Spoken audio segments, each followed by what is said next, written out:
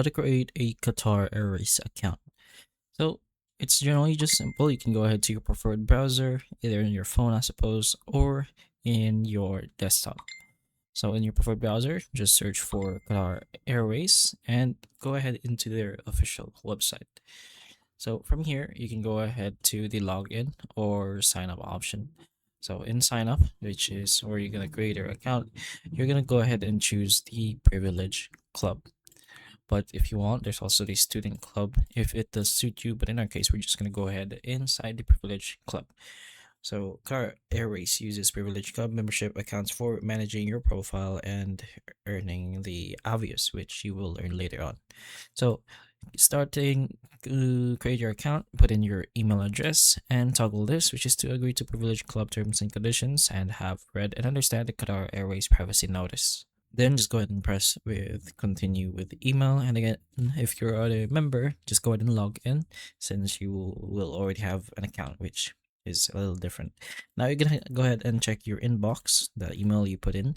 So you're gonna go ahead to your Gmail, log into your account, and find the actual link. In our case, it's right here in our inbox, but if you don't see it, it might be in the spam over here. So check that as well.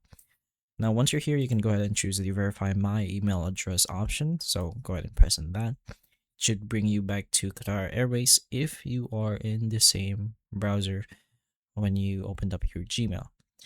But if not, you should be able to open up your Qatar Airways and just get rid of this and go back to the newly opened link.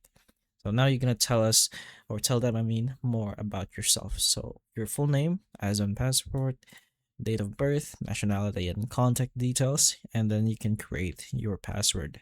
Then just go ahead and submit the registration. So in the very bottom, just go ahead and submit that. I'm gonna ignore that for now.